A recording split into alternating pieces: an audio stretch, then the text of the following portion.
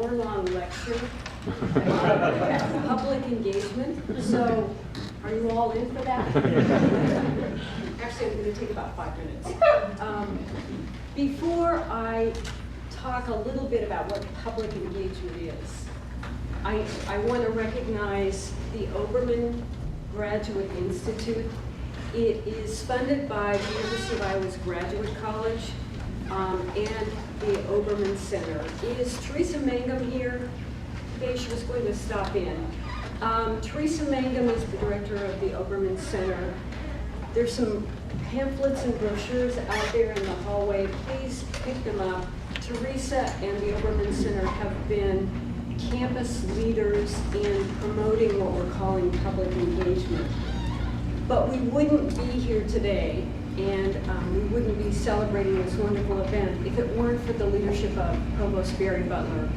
He has been instrumental in providing key leadership, and if you've worked in institutions before, you know how critically important that is. We need to have leaders who share a vision, and Barry has done that, as well as Associate Provost Linda Sneslar, who is also publicly engaged.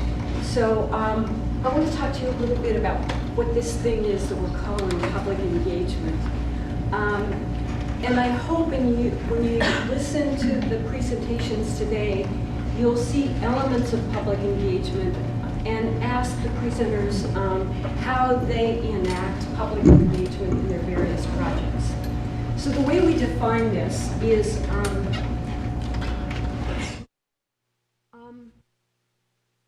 collaboration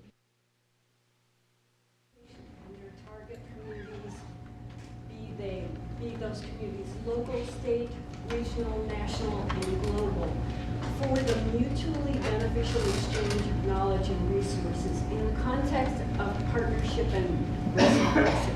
The notion of reciprocity is critical in public engagement. As a publicly engaged scholar, my work is only as good as the benefits that come to my community partners.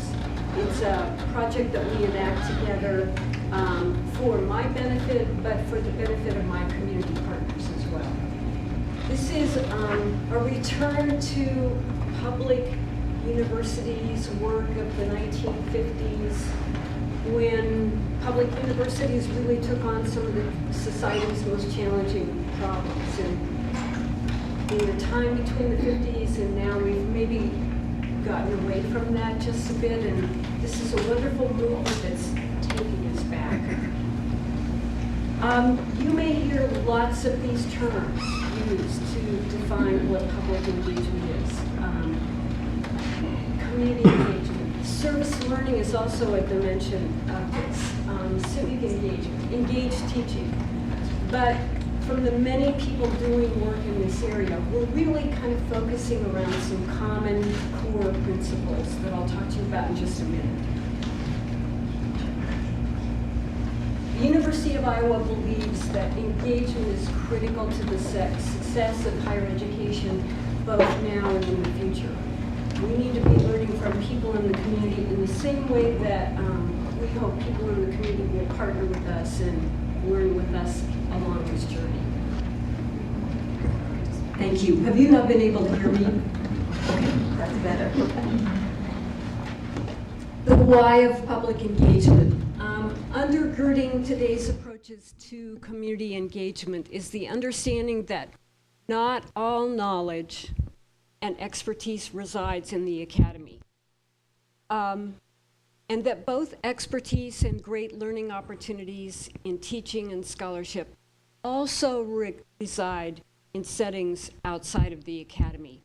Critical dimension of what you're going to hear today in these partnerships, in some of the finest partnership projects we have on campus, highlighted by Barry Cohen's wonderful prison choir project. So what defines public engagement? There are many definitions out there, but I'm gonna pick 4 guiding principles. And I have a handout that if Pat and Gemma could help me pass out.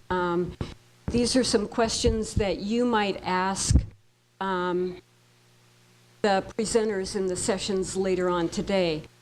that will make a translation between public engagement and the scholarship around public engagement.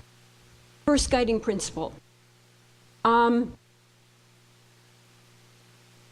Campus community collaborations cut across missions at the University of Teaching, Research, and Service.